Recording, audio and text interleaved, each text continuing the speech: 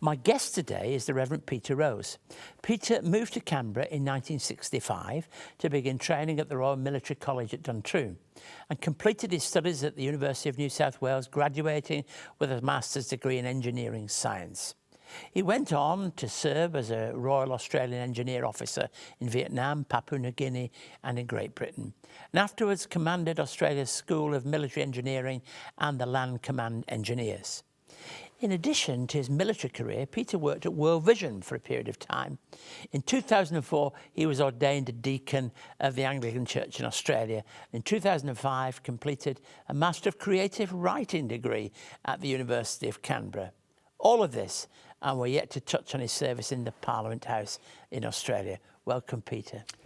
Thank you, Keith. You seem to have had a career of many different facets, a distinguished career. What led you to a career in the military?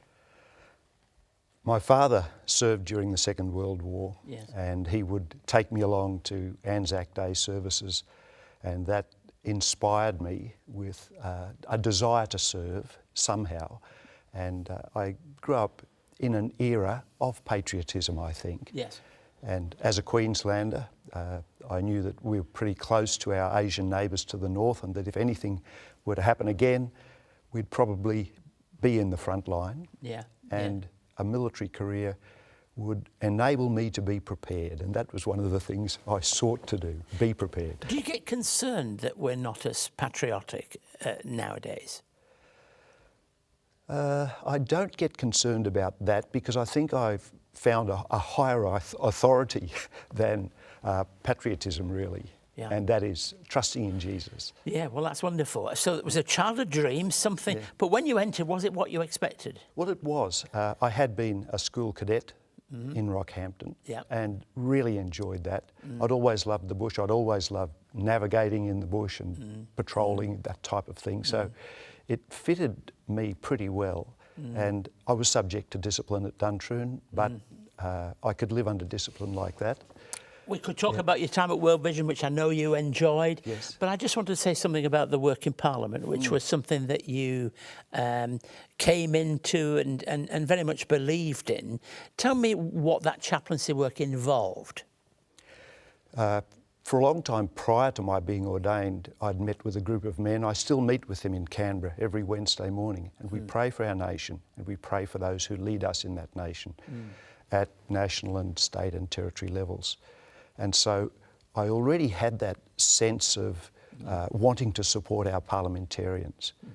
And I found that by being in Parliament House as a chaplain, I could be a pastor to them, put aside any kind of political bias, put aside any issues relating to what was the material, the work of Parliament, and just regard them as human beings who were suffering under the same kinds of burdens as every other human in Australia. For a period of time, I was a sports chaplain, and to some extent there are resonances between any chaplaincy model. We're not there to talk about the people that we're working with and in.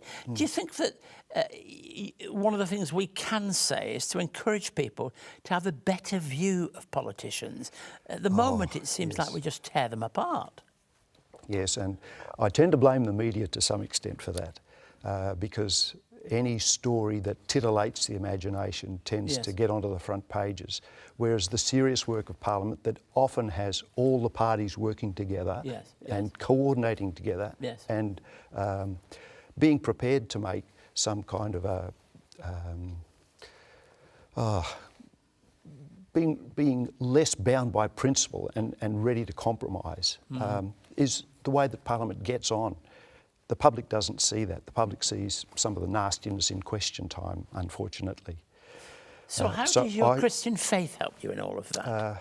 Because what you described is the reality of the world, isn't it? It is a reality of the world, but the worst part is portrayed for the public, unfortunately, whereas the better part is concealed, and perhaps the media doesn't get to see that better part. Paul urged Timothy in 1 Timothy 2 to pray for those in authority, pray for kings and all in authority, that we may be godly and quietly governed. And I think we should all be praying for those in authority. It's very hard to denigrate somebody for whom you've been praying. And we can pray for them in their personal lives as well as in their public lives. So you're an advocate for prayers in Parliament then, Oh, really? yes, I am, Keith. And what's your reason for that? Look, we have a superior being who loves us and would love us to be obedient to us and pay attention, obedient to him and pay attention to him. Yes. If all of our parliamentarians at every level were to submit themselves to a superior being, we call it our God revealed to us in Jesus Christ, then not to be a rule to themselves, but to be always accountable to our God. Just before we draw our interview to a close, we've got this book, Soldier's Conscience. Tell me about this. I wrote this after my Master of Creative Writing course, Yes. but it is bringing together some of the stories that I experienced or similar things in Vietnam, but those that had an ethical edge to them. Not all of the issues in a war zone are to do with combat, to do with killing or refusing to kill.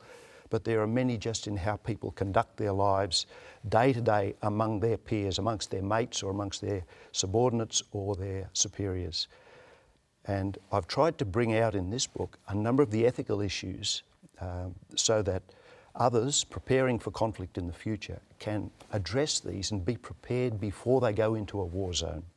Well, I hope people will take the opportunity to get hold of that book because it's got a wider context for anybody reading it. And thank you so much for giving your time, coming down from Canberra on the train for us here.